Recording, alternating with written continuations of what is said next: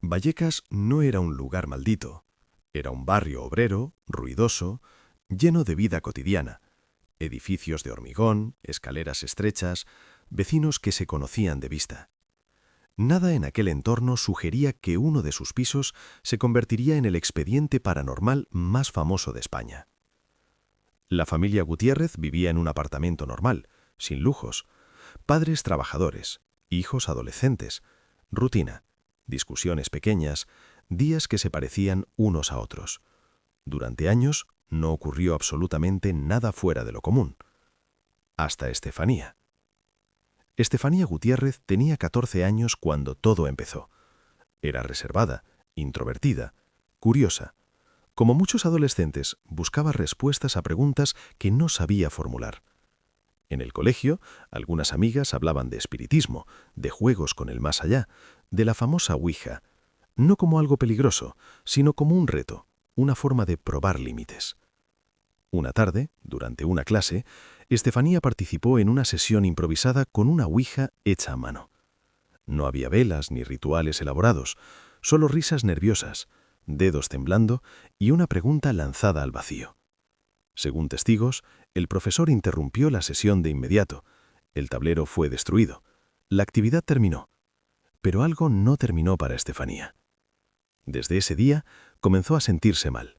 Dolores de cabeza intensos, mareos, convulsiones repentinas, cambios bruscos de comportamiento. Los médicos no encontraban una causa clara. Las pruebas salían normales. Nadie hablaba de posesiones ni de fenómenos extraños, solo de estrés, de ansiedad, de adolescencia complicada. Estefanía empeoró rápidamente. En casa decía ver sombras, decía sentir que alguien la observaba cuando estaba sola. Aseguraba escuchar voces que la llamaban por su nombre, especialmente por la noche. Sus padres pensaron que era miedo, sugestionamiento, quizás efectos secundarios de la medicación. Hasta que un día, Estefanía murió. Tenía solo 18 años. La causa oficial fue una muerte súbita relacionada con problemas neurológicos. No hubo investigación criminal, no hubo sospechas. El entierro fue silencioso, doloroso, definitivo. Para la familia, el infierno había terminado, pero para la casa, acababa de comenzar. Poco después del fallecimiento, la madre empezó a notar cosas extrañas. Pequeños detalles al principio, ruidos leves en habitaciones vacías, golpes secos durante la noche, puertas que aparecían abiertas.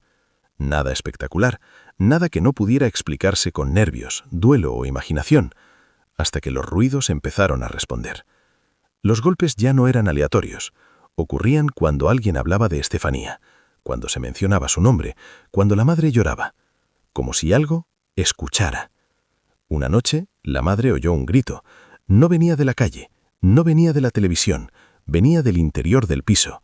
Un grito largo, desgarrador, femenino, idéntico al de su hija.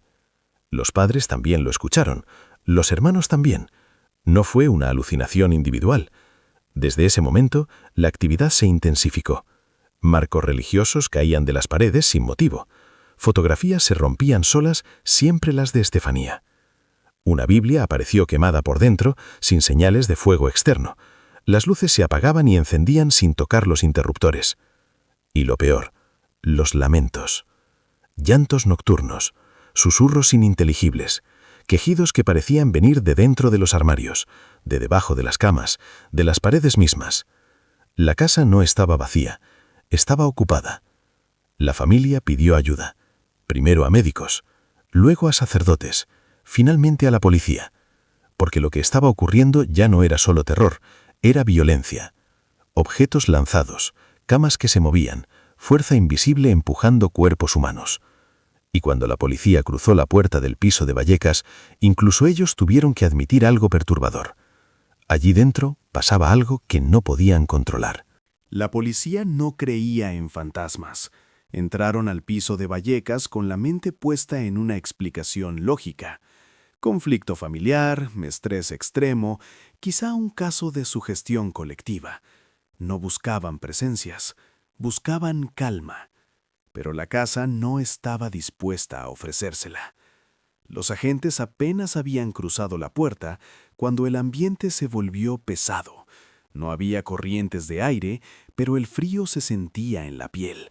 Un silencio extraño, denso, como si el sonido se absorbiera entre las paredes. La madre hablaba rápido, nerviosa, señalando los lugares donde habían ocurrido los fenómenos. Los policías tomaban notas, observaban, escuchaban. Entonces, algo se movió. Un mueble del salón se desplazó solo, varios centímetros, sin que nadie lo tocara. No cayó, no se volcó, se deslizó lentamente, como empujado por una fuerza invisible. Los agentes se miraron entre sí. Uno de ellos sonrió incómodo, el otro dejó de escribir. No era una broma. De repente, un estruendo sacudió el piso, un golpe seco, brutal, proveniente de una habitación vacía. Cuando entraron, encontraron una puerta arrancada de sus bisagras, no forzada, no rota, arrancada como si alguien con una fuerza descomunal la hubiese empujado desde dentro. No había nadie. Los policías comenzaron a registrar el apartamento. Cada habitación parecía reaccionar a su presencia. Golpes en las paredes cuando hablaban, ruidos en el techo cuando guardaban silencio. Era como si algo jugara con ellos, como si respondiera. Uno de los agentes notó algo inquietante. Las fotos de Estefanía estaban dañadas, rasgadas, quemadas. Algunas aparecían boca abajo, aunque nadie las había tocado. En cambio, las fotos del resto de la familia estaban intactas. El nombre de Estefanía no se decía en voz alta, pero estaba en todas partes. Entonces, ocurrió lo que quedó registrado oficialmente. En presencia de los policías, un crucifijo se despegó de la pared y salió despedido violentamente por la habitación. No cayó, voló, a varios metros de distancia, sin cuerdas, sin empujón visible. Uno de los agentes retrocedió instintivamente. El otro sacó su arma, no porque creyera que fuera a disparar, sino porque su cuerpo reaccionó antes que su razón. La casa dejó de ser un escenario pasivo, se volvió agresiva. Los sonidos comenzaron a transformarse en lamentos, quejidos largos, profundos, inhumanos. No parecían grabaciones, no parecían voces humanas normales. Eran sonidos de dolor, como si algo sufriera dentro de las paredes. La madre rompió a llorar. Decía que reconocía esa voz, que era su hija, que era el mismo llanto que escuchó noches antes de morir. Los policías intentaron tranquilizarla, pero incluso ellos sabían que algo no encajaba. Pidieron refuerzos. Mientras esperaban, un agente intentó abrir un armario. No pudo. Algo lo empujó con fuerza. Cayó hacia atrás. No había cables, no había trampas, no había explicación física. Todo quedó documentado en el informe. El famoso Informe Vallecas, un documento policial que no hablaba de fantasmas, pero tampoco los negaba. Usaba palabras como fenómenos no explicables, movimientos sin causa aparente, sonidos de origen desconocido. Era la primera vez en España que un informe oficial reconocía algo así. La actividad aumentó después de la visita policial, como si la casa hubiera reaccionado a ser observada, como si la presencia se hubiera fortalecido. Las noches se volvieron imposibles. Las camas se sacudían. Los hermanos despertaban con marcas en la piel, rasguños, moretones. La madre aseguraba sentir manos que la empujaban cuando dormía. Intentaron huir, pero incluso fuera del piso, la sensación los seguía. Pesadillas, fatiga extrema, miedo constante, como si algo los hubiera marcado. Un sacerdote fue llamado. Intentó bendecir el piso. No pudo terminar. Los objetos comenzaron a caer. El agua bendita se evaporaba rápidamente, según su testimonio. Se retiró sin completar el ritual. La casa no quería ayuda. Y entonces ocurrió lo más perturbador. Una noche, los vecinos escucharon gritos, no solo desde el piso, sino desde el edificio entero, como si el sonido atravesara paredes, suelos, escaleras. Cuando la policía regresó, el piso estaba destrozado, pero la familia estaba viva, aterrada, exhausta, convencida de una sola cosa. Aquello no era Estefanía. Usaba su voz, pero no era ella. y lo que habitaba el piso de Vallecas ya no se manifestaba solo para asustar, se estaba quedando. Después de Vallecas, nada volvió a ser igual. Ni para la familia, ni para la policía, ni para quienes tuvieron acceso al expediente. El caso dejó de ser un simple incidente doméstico cuando quedó archivado oficialmente. No como una broma, no como una sugestión colectiva, sino como algo que no pudo explicarse por medios racionales. El informe policial describía lo ocurrido con un lenguaje frío, técnico, pero inquietante. Objetos que se desplazaban sin intervención humana. Sonidos registrados sin fuente identificable. Daños materiales producidos ante testigos. Agentes del orden presentes. No había acusados. No había culpables. Solo hechos. El expediente nunca fue cerrado del todo. Simplemente quedó ahí. La familia abandonó el piso poco tiempo después. No por consejo médico, no por orden judicial, por supervivencia. Dormir allí se había vuelto imposible. Comer, rezar, incluso respirar era un esfuerzo. La madre afirmó que sentía odio en el ambiente. No tristeza, no pena. Algo más oscuro, más denso, como si la casa misma rechazara la vida. Los vecinos confirmaron que, incluso vacía, la vivienda no estaba en silencio. Golpes nocturnos, pasos, llantos apagados, el sonido de algo arrastrándose por el suelo. Nadie quiso alquilarla.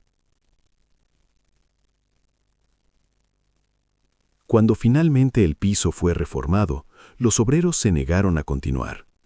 Herramientas que desaparecían, luces que se apagaban, sensación constante de ser observados. Algunos abandonaron el trabajo sin cobrar.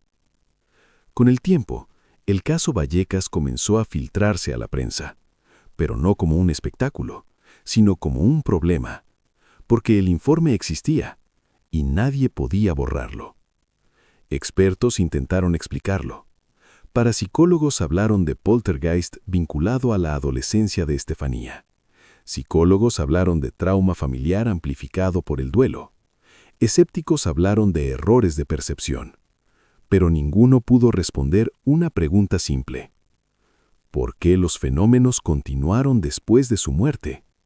¿Por qué aumentaron cuando la casa quedó vacía? ¿Por qué los objetos se movieron frente a policías entrenados? Nunca se registró actividad similar en otros pisos del edificio. Nunca antes. Nunca después. Solo allí. Solo ese hogar. El nombre de Estefanía quedó ligado para siempre al caso Vallecas. No como culpable, sino como detonante. Algunos creen que ella abrió algo sin saber cómo cerrarlo. Otros piensan que fue víctima de algo que ya estaba allí, y otros aseguran que la casa absorbió el dolor y lo devolvió multiplicado. La policía jamás volvió a intervenir, no porque no hubiera denuncias, sino porque no había protocolo. ¿Cómo se actúa cuando la amenaza no tiene forma? El expediente Vallecas sigue siendo uno de los pocos documentos oficiales en España donde se admite la imposibilidad de explicación. No confirma lo sobrenatural, pero tampoco lo descarta. Y eso es lo más aterrador. Hoy el piso existe. Las paredes fueron pintadas, los suelos cambiados, la puerta reforzada. Pero quienes han vivido allí después nunca se quedan mucho tiempo. Dicen que por las noches, cuando todo está en silencio, aún se escuchan lamentos. No fuertes, no claros, solo lo suficiente para recordarte que algunas casas no olvidan, que hay lugares donde el pasado no se fue, y que en Vallecas algo respondió. No todos los casos necesitan un monstruo para dar miedo. A veces basta con un informe oficial y una casa que nunca volvió a estar vacía.